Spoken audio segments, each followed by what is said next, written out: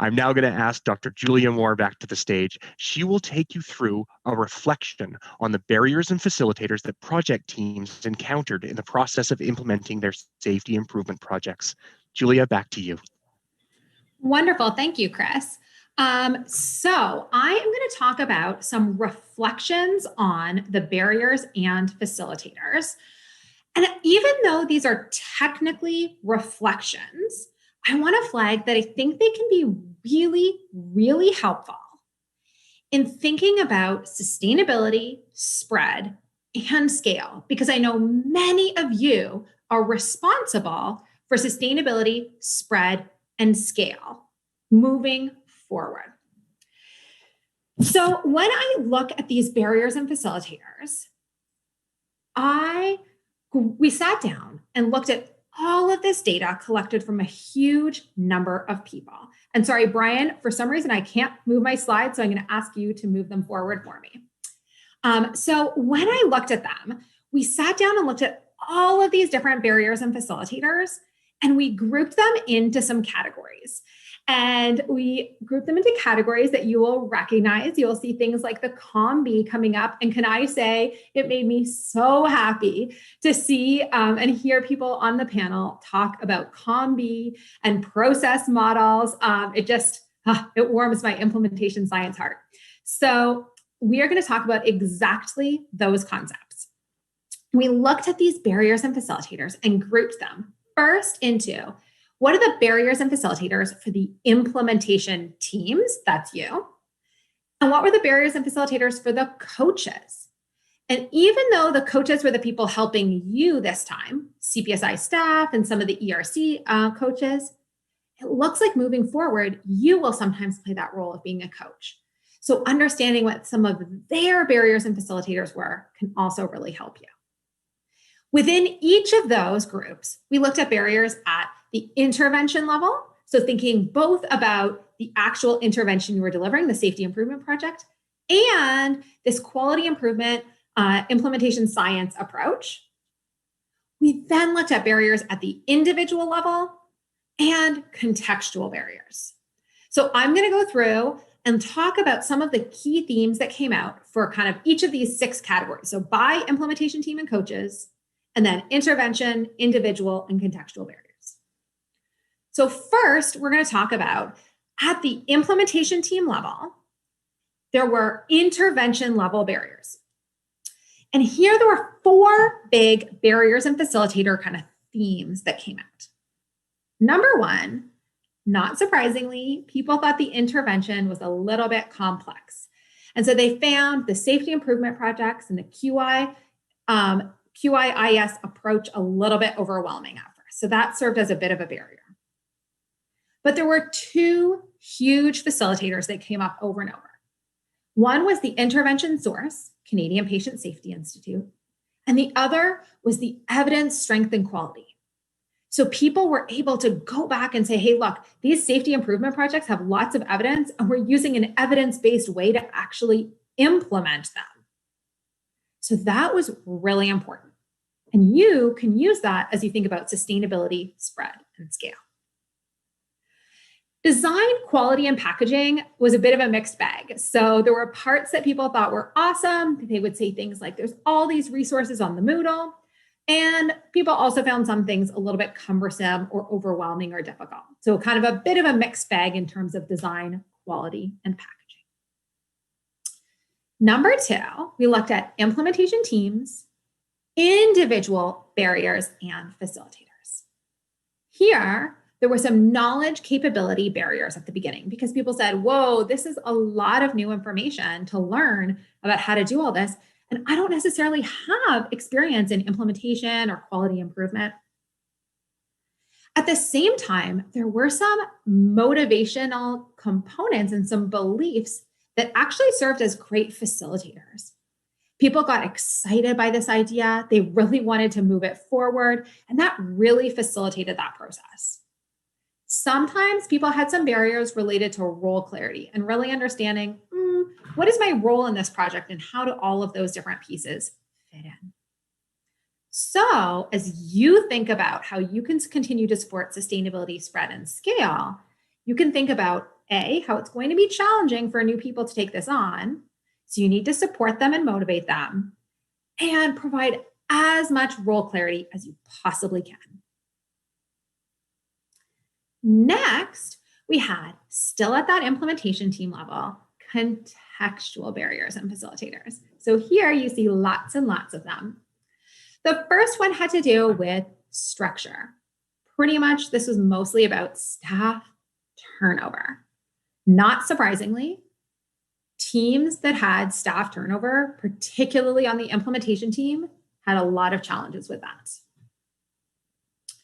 Second, we had relative priority, which is followed by tension for change. Technically, those are different, but they're often related. So relative priority was, is this a priority for the organization?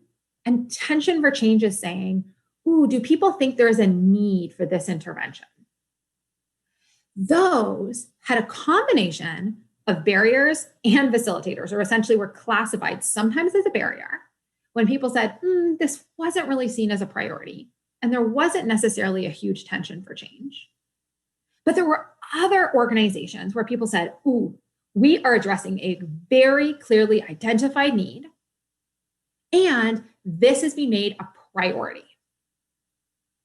We also know there were some places where people said, we don't really have enough data to know whether or not there's even a tension for change. So I thought that was a really interesting reflection that you can also use. People talked about the learning climate, and particularly the learning climate in relation to patient safety. So how much was patient safety kind of a priority in the way the organization thought about new learning? Next, we had leadership. And guess what? People said, who had leaders on board, said that was a huge facilitator. And people who said that leadership did not show a huge amount of support or wasn't totally on board found that that was a barrier. That doesn't seem particularly surprising, but it is really important to always go back and remember that. Next, kind of an unsurprising one is people said that they had resource challenges. Time, actual time, like HR, like backfilling time, and actual resources that were challenges. So those are pretty common ones that we see a lot as common barriers. Next, we had external policies. So I thought this was really interesting because some people talked about how provincial mandates or provincial priorities actually help them leverage their safety improvement projects and set themselves up kind of to really push that up the priority list. Additionally, peer pressure, I often think of sometimes as a negative thing, but here it came out as a big facilitator. So not so much peer pressure in a bad way, but more like we were inspired by other people who did it, or we wanted to be like other people who were doing it. And so that actually helped facilitate the implementation of safety improvement projects. So essentially, those are the barriers and facilitators that happen for the implementation teams at the intervention level, individual level, and the contextual level. Then we have barriers and facilitators for the coaches. So here, we again go back to intervention characteristics. So this is essentially, how did the coaches find doing the combined QI-IS approach? So one, not surprisingly, they thought it was a little bit complex. And that was sometimes a challenge. But as they got better at it, that actually got easier and easier. And there were some questions around what is the relative advantage of using this combined kind of integrated approach? And so that served actually both as a barrier and a facilitator for some people. Some people said, yes, this is elevating our game, and doing it in this new way is really amazing. And sometimes people weren't totally sure. And so that could serve as a barrier.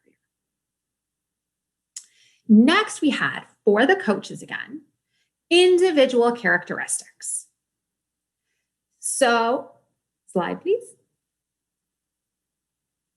These individual barriers and facilitators grouped into COM-B, right? Capability, opportunity, and motivation. So at the capability level, it was again a mixed bag. Some people said, ooh, I actually have some great skills already that I can build on. And some people said, whoa, this is new. And so I feel a little bit like I need to upskill my skills. So kind of a mixed bag for that. Opportunity. People found that when they were in situations where they got lots of support from peer coaches, support from me, support from other people, that was really a facilitator. And in fact, in this area, the biggest barrier was they wanted more time, particularly more time with peer coaches. They thought that that would have really helped facilitate that process. And at that motivation and belief level, there was, again, a lot of positivity actually around people kind of enjoying this, but sometimes some kind of fears and challenges with how difficult it is to do this. So as so many of you suddenly take on the role of coaching other people to implement this, I think it's important to reach out to other people who can sort of serve as peer coaches for you. That can really, really help you in thinking through how you can help solve problems and support other people as they implement, or as they sustain, spread, and scale. Finally, we have those contextual level barriers. So these were contextual level barriers for the coaches. Again, staffing changes, not surprisingly, became an issue.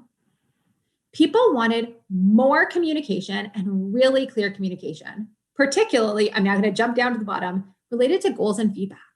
Coaches wanted more feedback on how they were doing and how sites were doing. So as you think forward about what you're going to do next, are there ways you can embed that in?